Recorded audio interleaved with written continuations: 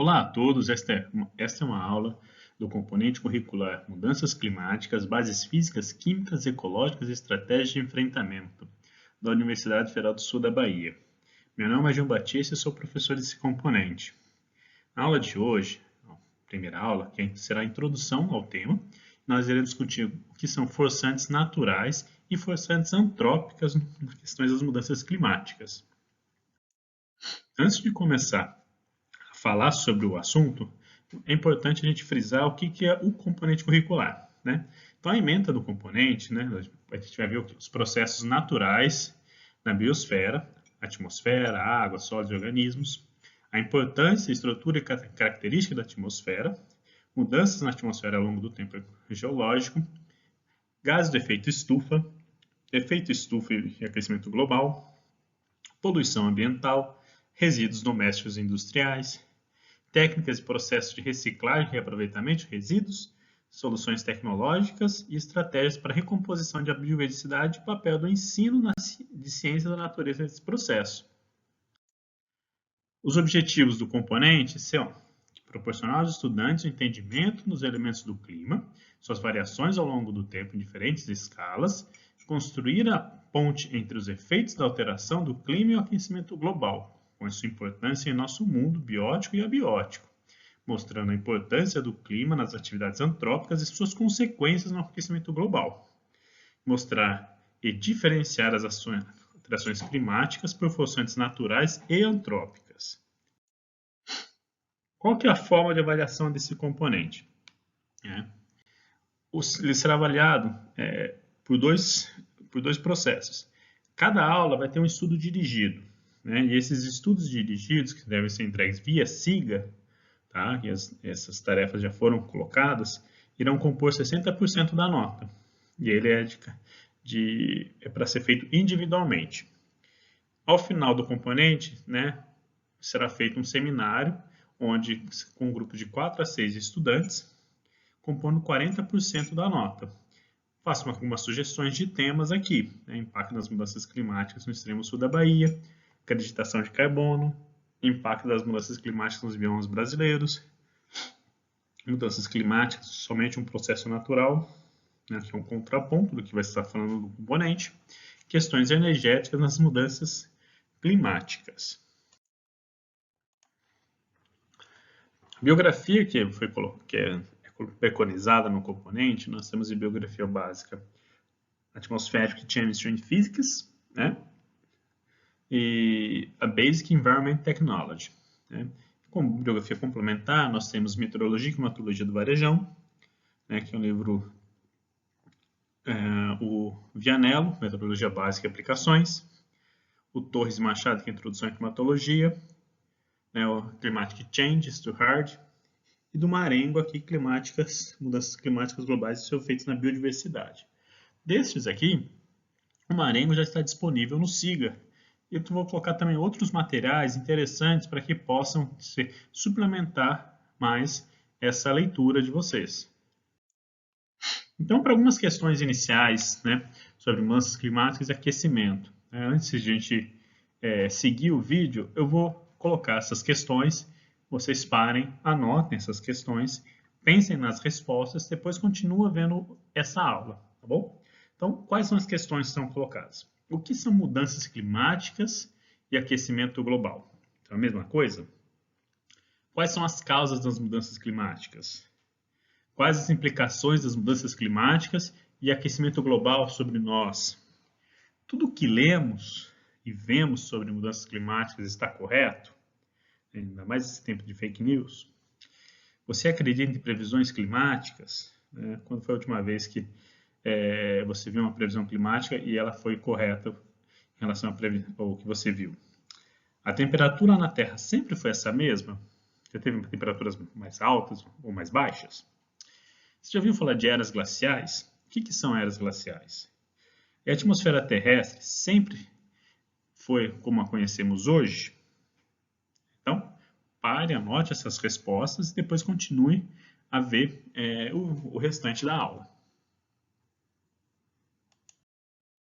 Então, o que é o clima? Né? Antes de falar um pouquinho sobre mudança climática, é importante falar o que é clima. clima, né, é a soma das estatísticas, né, vamos dizer assim, de temperatura, a precipitação, a chuva, né, a umidade do ar, o vento, a pressão atmosférica. E geralmente a gente define um clima quando você tem uma média de 30 anos dessas variáveis. A gente define se o clima da região é chuvoso ou não, se tem muita radiação solar ou não, se é muito quente ou não, a partir de uma observação de 30 anos. Isso. Então, a gente não pode simplesmente falar, a partir de uma única observação, se o clima daquela região é quente ou frio, ou se está ocorrendo uma mudança climática ou não. Para saber se a gente está ocorrendo uma mudança climática, a gente precisa ter uma quantidade de dados maiores do que isso. Então, simplesmente se choveu ou deixou de chover, é uma alteração climática somente, né? O que é normal, e é muito normal isso ocorrer, né? As estações do ano são isso, são alterações do clima, né? Mais simples, onde você tem por conta da inclinação do eixo terrestre em relação à radiação solar, né? Então, o clima da Terra ele é afetado principalmente, né, pelas latitudes, ou seja, a posição na latitude que se encontra, né, a altitude e pela quantidade de água, né, e vegetação que se tem naquela localidade. Então a gente pode dividir as causas das mudanças climáticas, né, em duas.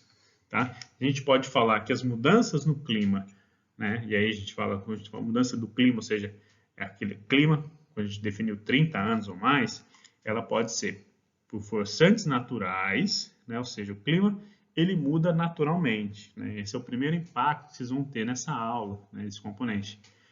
As mudanças climáticas ocorrem somente pela alteração antrópica? Não. Mudança climática ocorre naturalmente. Tá? Então, ela ocorre pela atividade solar, alteração da atividade solar, pela alteração da órbita terrestre, por atividade vulcânica, inclinação do eixo terrestre. Parte disso está nos ciclos de Milankovitch. Né? E nós temos as mudanças climáticas por forçantes antrópicos, ou seja, o homem fazendo essas mudanças. E quais são as causas, as causas principais, quais são essas forçantes, né, antrópicas principais? Emissão de gases de efeito estufa, né, o aumento do efeito estufa, o desmatamento, tá? E emissão de aerossóis. Então, essas são as principais forçantes antrópicas.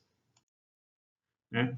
Então, nas forçantes naturais e antrópicas do clima, né, esse aqui é basicamente um resumo do clima na Terra. Vocês podem ver que não é uma coisa muito simples para tratar de clima, porque nós temos a atmosfera terrestre interagindo com a parte de águas de oceano da atmosfera, da superfície da Terra, né?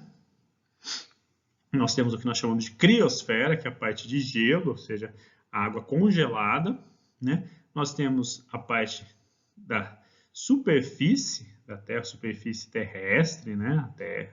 A parte de terra, land surface, né? E tudo isso, né, ainda temos também a parte humana. Então, e aqui nós temos o Sol. O Sol é a principal fonte de energia que nós temos no nosso planeta. Então, os fatores que mais influenciam no clima são radiação solar, a composição que nós temos na atmosfera, né? Aumento de gás carbônico, por exemplo, é um dos fatores de aquecimento global, ou seja, da mudança do clima, né? A alteração do albedo terrestre, né? Alteração principalmente por conta da ação humana. O que é a alteração do albedo terrestre? Né? É uma coisa pouco comentada, né? Se fala muito em emissão de gás de efeito estufa, mas se fala pouco de alteração do albedo. O albedo é a capacidade na Terra de refletir ou absorver radiação solar. Então, se a gente altera isso, altera a quantidade de radiação que a Terra absorve ou reflete. Radiação absorvida, ela é transformada em calor. Tá? Temperatura dos oceanos é um fator super importante na nossa influência do clima, né? Ela define muito sobre como o clima vai estar. Tá? A atividade antrópica aqui no meio, né? disso tudo, tá? Emitindo gases de efeito estufa, alterando o albedo, né? E fazendo muito, vamos dizer, estrago no clima, tá bom? E o efeito estufa, né? O efeito estufa, ou seja, quando a gente fala gases de efeito estufa, o que seria o efeito estufa? O efeito estufa é um efeito benéfico que existe no planeta Terra. Aliás, ele é um dos responsáveis pela manutenção da vida na Terra, que é o quê? A radiação solar, né? Ela é emitida, nós chamamos de radiação de ondas curtas, né? Ela vem aqui, em comprimentos de ondas curtas, ela atravessa a atmosfera terrestre. Parte dessa radiação ela é absorvida pela atmosfera, né? Vamos dizer que do total que chega no topo da atmosfera, somente 50% chega na superfície da Terra. 50% é absorvida ou refletida para fora da Terra. Né? Então, ela é absorvida principalmente, né, aqui no fator muito importante, pela camada de ozônio, um dos principais fatores de absorção da radiação solar aqui, de ondas curtas. Essa radiação chega na superfície terrestre, uma parte vai ser refletida, né, simplesmente, e a outra é emitida na forma de ondas longas. Tá? Essas ondas são emitidas e parte dela aqui ela vai ser absorvida ou refletida novamente para a superfície da Terra. Então, isso que é o efeito estufa. Essa radiação refletida novamente para a superfície terrestre aqui, nós chamamos de efeito estufa. Né? Então, ela retém esse calor, essa radiação aqui, ela transforma em calor, tá? Então, ela vai aquecer a Terra. Quando a gente fala de aquecimento global pelo aumento do efeito estufa pela emissão, a gente está aumentando a concentração desses gases que fazem o efeito estufa, então essa radiação, ao invés de sair da superfície terrestre, né, do planeta Terra e da atmosfera terrestre, ela fica aqui. Então a gente engrossa o cobertor da Terra. Não tem uma metáfora melhor para explicar o efeito estufa do que essa. Quando a gente aumenta a emissão, nós aumentamos o cobertor, engrossamos essa camada de gases que absorvem radiação que vai ser refletida ou emitida pela Terra, principalmente na forma de comprimentos de ondas longas. Né? Um processo muito fácil de entender do efeito estufa é deixar um carro ao sol. A radiação ela atravessa o vidro, essa radiação de onda curta, desculpa, chega dentro do carro, ela é absorvida e é emitida na forma de comprimento de ondas longas e não consegue sair do carro. Por isso, se você deixar um sol no carro por muito tempo e entrar, fica absolutamente quente, porque a radiação de onda longa não consegue sair desse carro. Então, fez o efeito estufa. Tá? Quais são os gases do efeito estufa? Né? Então, o vapor d'água e as nuvens se compõem 75% dos gases do efeito estufa. Espera lá. Então, o principal gás do efeito estufa não é o gás carbônico? Não. O principal gás do efeito estufa é água.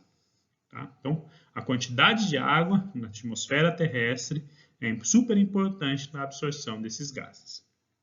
Certo?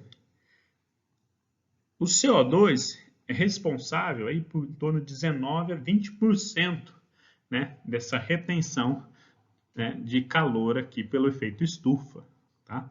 Então, a quantidade de água na superfície da Terra, né, ela vai ficar mais ou menos a mesma na atmosfera.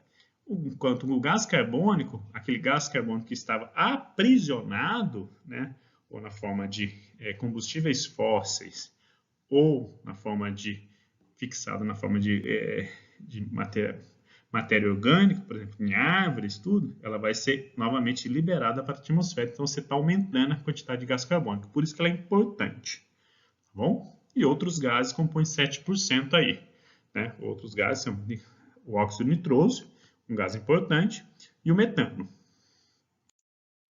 O que seria o albedo, né, da Terra? A gente está falando de efeito estufa, né, e a gente falou que um dos principais problemas do aquecimento global também é a alteração do albedo. A Terra, né, ela tem algumas características, ou seja, a radiação do Sol que chega na superfície terrestre, parte é muito emitida. Então, por exemplo, a neve ela tem um albedo muito alto, ela é branquinha, ela emite, ela reflete muita radiação. Por isso que um dos principais problemas, né, do efeito do aquecimento global, tá? Quando você fala de derretimento de calota polar, é o quê? O derretimento da calota polar vai reduzir o albedo terrestre. Então, além de derreter a neve, que vai ter um problema, né, na circulação geral da atmosfera terrestre, tá certo? Na composição dos estoques de água da Terra, e alterando o ciclo hidrológico, ela tem um outro problema muito grave. Ela reduz, né, o albedo terrestre. Se reduz o albedo terrestre, essa radiação é absorvida pela Terra, né, e ela é transformada em calor na forma de ondas longas. Tá? Então, o derretimento da neve tem esse problema. A vegetação, né, ao contrário, ela tem um albedo muito baixo até, porque ela absorve muita radiação, né, fotossíntese. Então, ela absorve a radiação, né, todo mundo já andou num bosque ou numa floresta e percebeu como é fresquinho dentro de um bosque, numa floresta. Por quê? Porque a vegetação absorve muito dessa radiação e não permite que ela seja transformada, né, em calor, né? Então, a remoção dessa vegetação, né, ela altera esse albedo, principalmente porque vai diminuir essa absorção e também porque ela vai lançar aquele carbono que estava estocado na vegetação, aumentando o efeito estufa. Tá? Outras superfícies, né, que aqui o asfalto, né, tem um albedo muito baixo, por isso que ele esquenta muito, né, e a cor escura também é um fator de diminuição do albedo. Quanto mais claro, maior a reflectância, né, desse albedo da superfície. Tá? E aqui temos outras faixas aqui. O ciclo do carbono, né? Ou seja, quando a gente está falando de emissões de gases de efeito estufa, a gente está falando um pouquinho sobre o gás carbônico. Então, o gás carbônico, né, ele está na atmosfera terrestre, ele vai ser absorvido ou fixado pelos vegetais na fotossíntese, aqui na presença de sol, ou seja, ele está eliminando isso daqui. Por isso que algumas vezes, quando se fala em agricultura, a agricultura ela faz a captação desse gás carbônico, né? Ou quando a gente fala de plantios de florestas, ele está captando. Quando a gente fala de crédito de carbono, a gente está falando disso, de plantação, né, de árvores, para que elas fixem isso daí, né? Porém, se a gente cortar essa árvore, esse gás carbônico irá novamente voltar ao ambiente, de uma forma ou de outra, né? Os animais podem simplesmente comer essa planta aqui no ciclo, na nossa cadeia alimentar, né? Parte disso daí, tanto a vegetação quanto os animais, eles podem morrer, certo? E eles vão ser decompostos, né? Podendo aumentar isso no solo, que a gente chama de matéria orgânica do solo, ou horizonteado do nosso solo. Tá? Se passar muito tempo, eles vão virar fósseis ou combustíveis fósseis, quando estiver em alta pressão, tá certo? A respiração animal retorna o gás carbônico também para a nossa atmosfera, né? As plantas também respiram, tá certo? Esse material vegetal lá pode ser consumido aqui, né, por indústrias na forma de queima de matéria orgânica, que é muito comum, né, queima de lenha, por exemplo, e isso vai emitir novamente gás do efeito estufa, principalmente o gás carbônico. Então, esse aqui tem um ciclo de como ocorre aí. Né? Está aqui o oceano é outro grande sumidouro de gás carbônico. Porém, esse sumidouro de gás carbônico tem um problema, ele causa acidificação, né, do oceano. Outro gás aqui, o metano e o óxido nitroso. O metano, principalmente por causa do metabolismo de seres vivos, e o óxido nitroso ele é muito, a emissão dele ocorre muito por conta da uso de fertilizantes. No gás carbônico, né, esqueci de falar aqui, a queima de combustíveis fósseis, né, petróleo, ou seja, principalmente gasolina, né, outro fator muito importante é a indústria de geração de energia elétrica à base de carvão mineral. Até a década de 70, ele é o principal emissor de gás carbônico no planeta. A partir da década de 70 passa a ser o petróleo, né, na forma de gás, ou na forma de gasolina, ou sendo utilizado para geração de energia elétrica. Tá? Outro fator importante são erupções vulcânicas, né, que é a grande quantidade de emissão de gás carbônico, e o desmatamento, porque aquele carbono que estava estocado nessa árvore, ele vai retornar ao ambiente porque ela foi cortada, dependendo do uso. Né? A maioria das vezes do uso é um uso que consome ele, né? A queima, né, dessa madeira, por exemplo. Outros pontos importantes aí, né? Vulcões, grandes erupções vulcânicas, elas injetam muita quantidade de aerossóis de sulfatos na atmosfera. Esses aerossóis de sulfatos, eles vão refletir a luz solar de volta e, em tese, eles vão esfriar o planeta, tá? Por um ou 2 anos. E nós temos várias eras glaciais, que isso é um fator, muitas vezes, estranho, porque é normal nós termos eras glaciais, né? E elas são cíclicas no nosso planeta terrestre. Tá?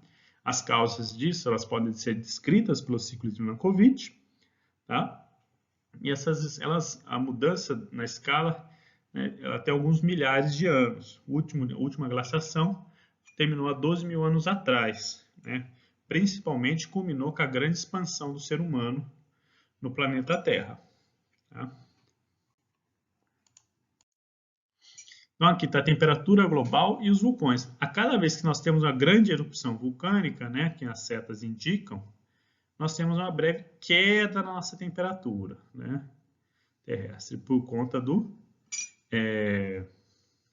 aumento de aerossóis bloqueando a radiação.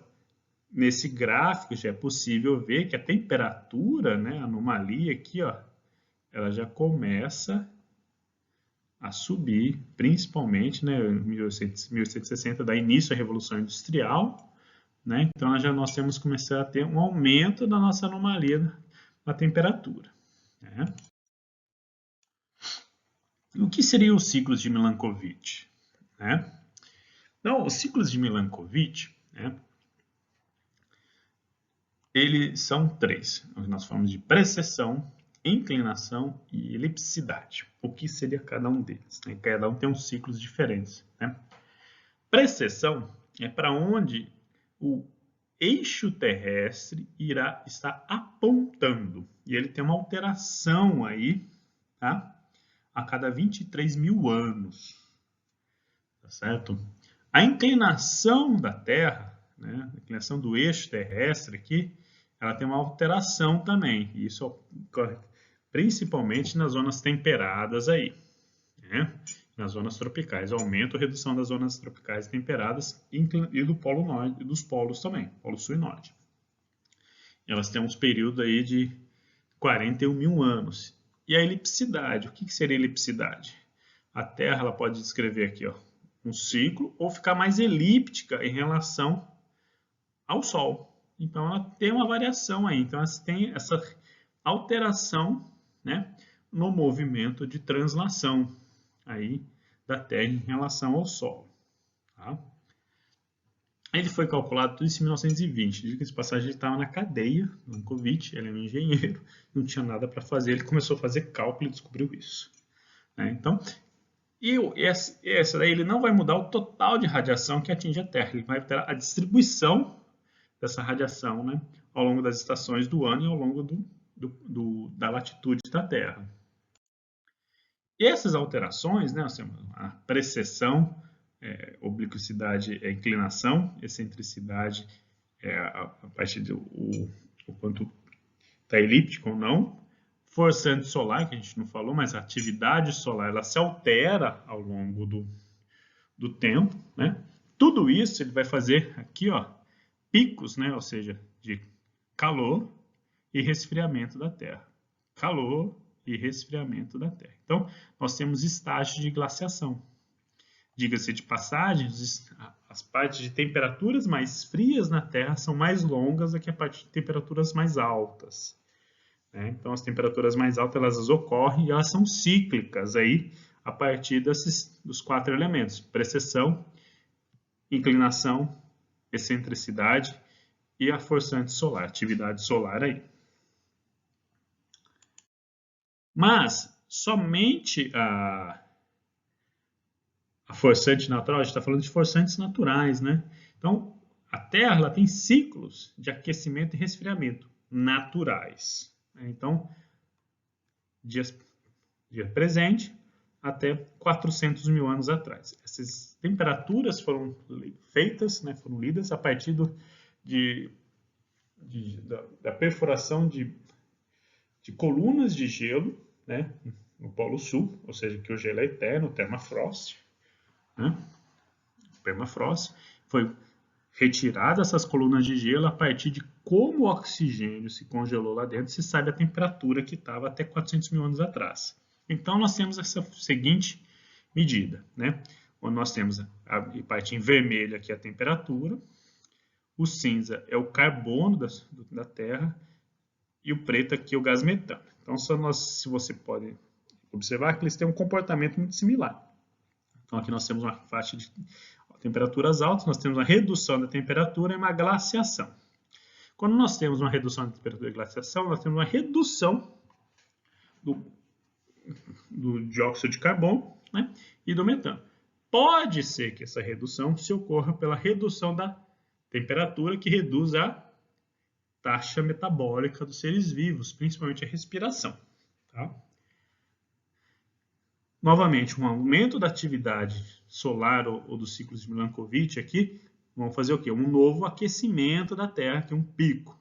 Esse aquecimento, né, pode ocorrer um aumento da atividade metabólica e aumentar a emissão de gás carbônico e metano.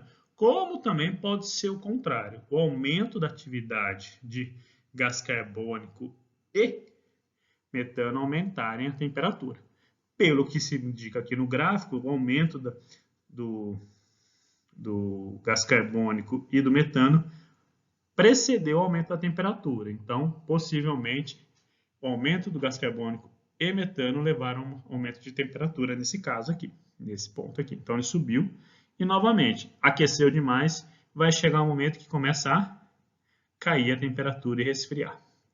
E entra um novo período de glaciação. Novamente, sobe a temperatura e vai descendo a temperatura novamente. Sobe a temperatura e desce novamente. Então, a última glaciação que ocorreu aqui, né, ela terminou 12 mil anos atrás, né? E nós, a partir de então, nós temos visto o quê? Um aumento da nossa temperatura terrestre. Então, nós estamos num período de aquecimento natural da Terra.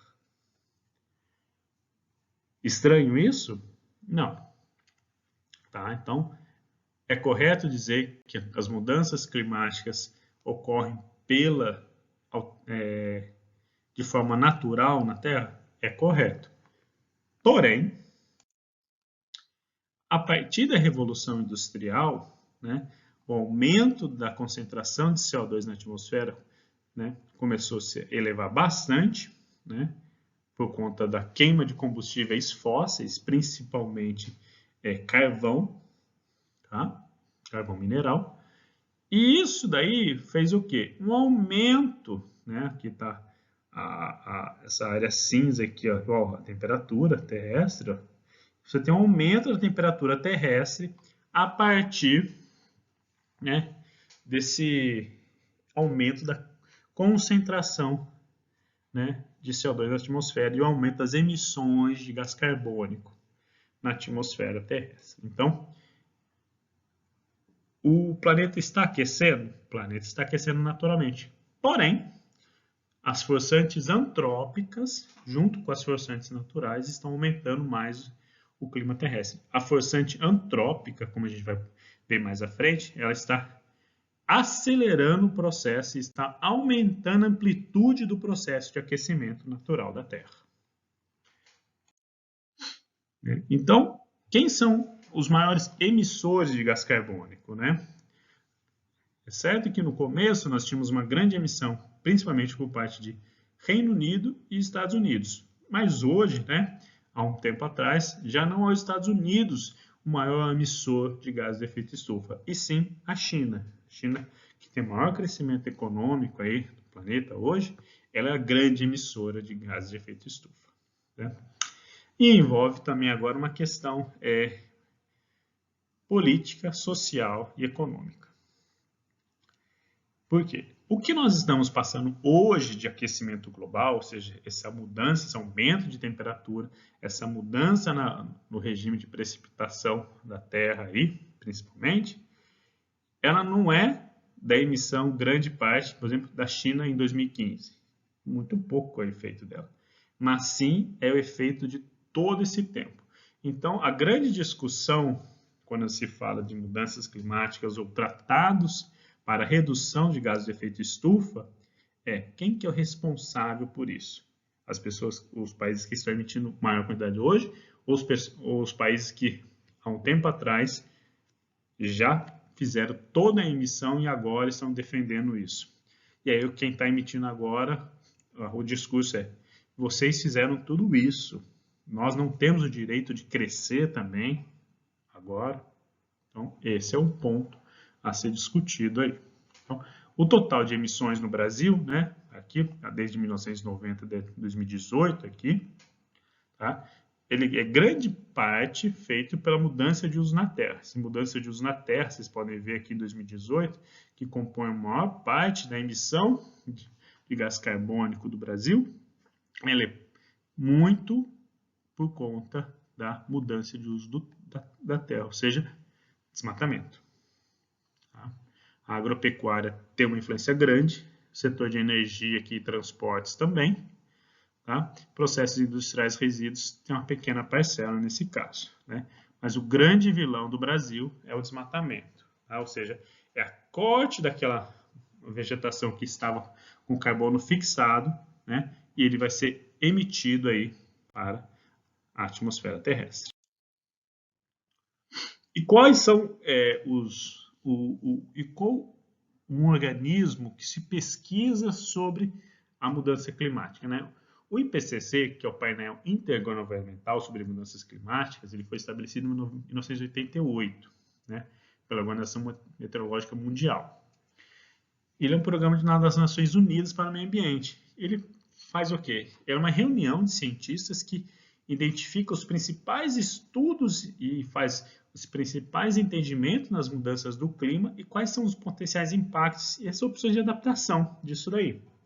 Ele emite vários relatórios científicos, né, sobre como o clima está atuando, tudo. Ou seja, ele dá as bases científicas para isso, e a veracidade disso é alta. Tá? Em tempos muitos de fake news, nós precisamos acreditar em alguém. Tá? E o IPCC é um painel sério, formado por cientistas sérios do planeta inteiro. Tá? Então, os relatórios, né, que foram produzidos desde 1990 e o último foi lançado esse ano, em 2021, né, são relatórios com base em ciência, né, não são com base em achismos, tá? São com base em dados e observações e simulações. Então, vamos ver alguns dos dados desse último relatório agora aqui. Então, a temperatura na Terra está aumentando, mas se nós pararmos de emitirmos, né, gás carbônico, essa temperatura vai diminuir? Olha, aqui nós temos dois cenários, uma ação climática ambiciosa, ou seja, a gente tem um mundo ideal, certo? Ou seja, pouca emissão de gás carbônico, troca das principais fontes de matriz energética, redução do máximo de gás carbônico e outros gases de efeito estufa, né? Adoção de tecnologias limpas, como geração de energia elétrica por painel solar, a energia eólica, mudança radical isso daí. Então, até 2044, nós teríamos um aumento de 1,5 na temperatura da Terra, que é muito grande, tá, gente? Nós não tivemos esse aumento ainda até... já tivemos, desde o início da Revolução Industrial, nós tivemos um aumento em torno de 1,5 a 2. Estou falando que daqui para frente, até 2044, nós fizemos a melhor situação possível, nós viramos super bonzinhos, vai aumentar só 1,5 graus, e as temperaturas de 2, 3 e 4 graus a gente vai evitar. Porém, se a gente optar por um caminho inverso, basicamente adotar o caminho que nós estamos seguindo hoje, até 2037 nós teremos essa temperatura de 1,5. Em 2051, provavelmente 2 graus acima. E nós vamos fechar, né, esse século, o século 21, com 4 graus acima. Tá? 4 graus acima é muito preocupante, tanto para as questões da biodiversidade, quanto para a própria permanência do ser humano, vida na Terra. Então, é muito grave não adotarmos e virarmos as costas para as mudanças climáticas. Então, quando assim a gente observando aqui a influência humana no aquecimento, ou seja, aquela variação entre forçante natural e forçante antrópica, né? Então, pegou-se vários modelos e fizeram simulações de cenários, com dados observados, tá? E simulações. O dado observado, ou seja, a temperatura observada na Terra, é essa linha em vermelho aqui. Então, nós temos o quê? Temos desde 1850, quando os dados começaram a ser observados. Então, aqui são as anomalias, né? Então, nós já temos aqui, ó, quase 1,5 de temperatura em relação a 1850. Então, ela começa a aumentar aqui e chega até aqui. Quando nós fazemos a simulação desses dados e a simulação da temperatura da Terra, somente com as forçantes naturais, esquecendo a ação antrópica nos cenários, então a temperatura praticamente na Terra não estaria alterada hoje. Tá? Não teria nem meio grau a mais. Teria praticamente zero, teria a mesma temperatura de 1850. Porém, quando nós fazemos a simulação por parte de modelos matemáticos, né, das temperaturas observadas, colocando as forçantes naturais e antrópicas, ela bate com o observado. Então, dizer que o ser humano não tem influência nas mudanças do clima, ou seja, no aquecimento global, é balela. O ser humano tem influência no clima. Então, o planeta Terra está em aquecimento natural, tá? E o ser humano está acelerando e aumentando esse aquecimento.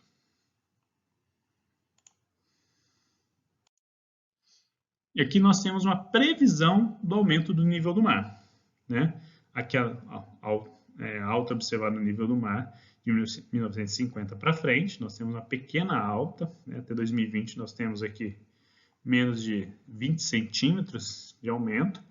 Porém, se nós tivermos um alto impacto no futuro, muito uso de combustíveis fósseis, dermos as costas para essas mudanças do clima e continuarmos de qualquer jeito, podemos chegar em 2100 com quase 2 metros de elevação do nível dos mares. Praticamente derretimento de toda a criosfera da Terra.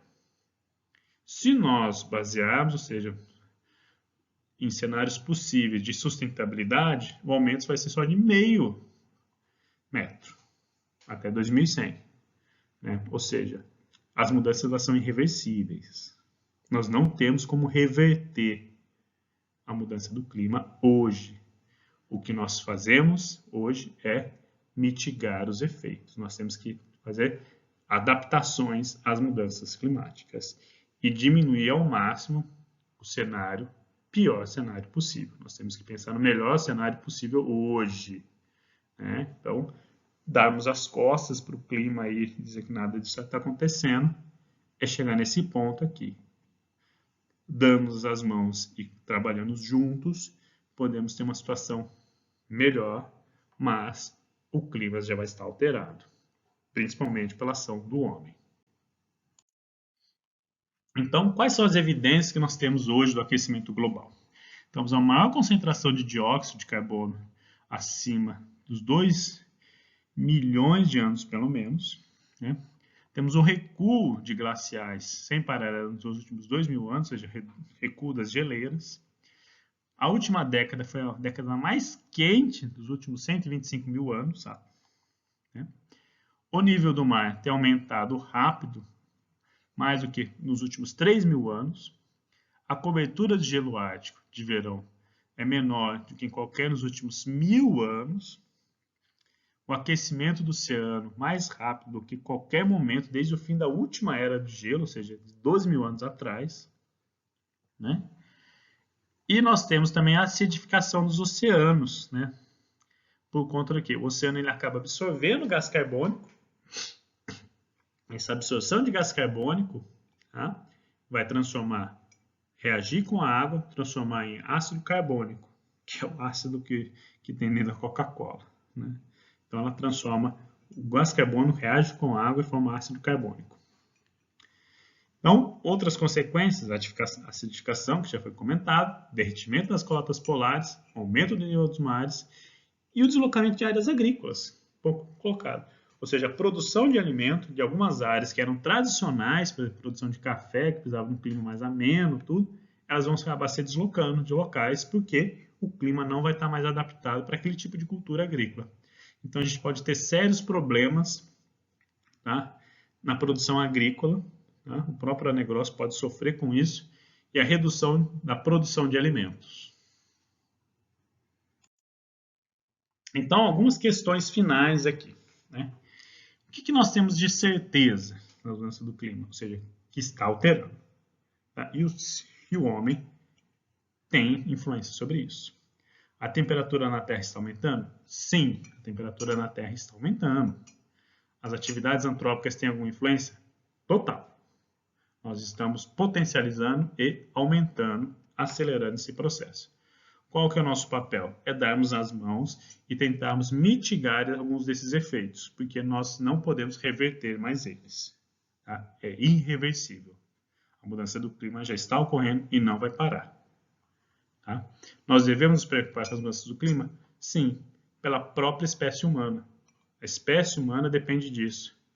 Nós tivemos vários momentos de grandes extinções em massas no planeta Terra. É visível isso. É natural isso. Em uma das próximas aulas a gente vai estudar um pouquinho sobre isso. Nós tivemos grandes extinções em massas, principalmente por mudanças do clima. Tá? Nós somos parte do sistema. Se nós não pensarmos dessa forma, nós podemos deixar de ser parte do sistema. Se nós deixarmos de ser parte do sistema, nós deixamos de existir no planeta. Quais são as outras anomalias possíveis que podem alterar o clima e o meio? Né? Os forçantes naturais. Os forçantes naturais alteram o clima e o meio do planeta Terra, porém, de uma forma natural e mais leve.